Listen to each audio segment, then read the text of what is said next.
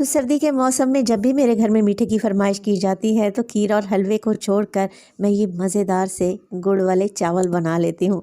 एक तो इसमें चीनी का इस्तेमाल नहीं है, दूसरा ठंड में ये चावल बड़े ही टेस्टी लगते हैं। तो परफेक्ट गुड़ वाले चावल बनाना चाहते हैं तो आपको मेजरमेंट्स भी परफेक्ट रखनी पड़ेंगी।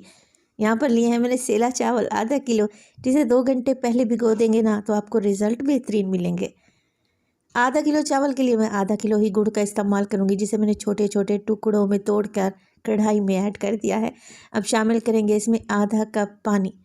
अच्छा, मैं मेजरिंग कप का इस्तेमाल कर रही हूँ और सिर्फ आधा कप ही पानी डालें और बस गुड़ को अच्छे तरीके से मेल्ट कर लें। गुड़ मेल्ट हो जाए तो फ्लेम को ऑफ कर दें और इस गुड़ को एक साइड पर रख दें। अब चावल बॉयल कर लेते हैं। तो चावल बॉयल करने के लिए पतीली में मैंने खुला पानी डाला है। पानी बॉइलिंग पॉइंट पे आया तो मैंने इसमें शामिल कर दिए भीगे हुए चावल। और चावल को यहाँ पे ना हमने 1 कनी या 2 कनी नहीं उबालना, 100% कुक करना है। तो बस चावल बॉयल हो जाएं तो इन्हें छान कर एक साइड पर रख दें। अच्छा, यहाँ पर मैं कुछ ड्राई फ्रूट्स का भी इस्तेमाल कर रही हूँ।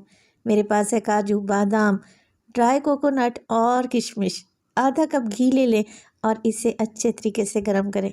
शामिल करेंगे इसमें 2 अदद लौंग, एक छोटा सा दालचीनी का टुकड़ा, एक बादियान का फूल और 3 से 4 अदद छोटी इलायची। सौंफ का भी इस्तेमाल करूँगी मैं 1 टीस्पून। चलें जी, अब इन सारी चीज़ों को हल्का सा कड़कड़ा लें। असल में हम तड़का तैयार कर रहे हैं जो कि बहुत खुशबूदार है। हल्की सी आपको खुशबू आने लगे तो फिर इसमें डाल दें ड्राई फ्रूट्स जो मैं आपको दिखा चुकी थी।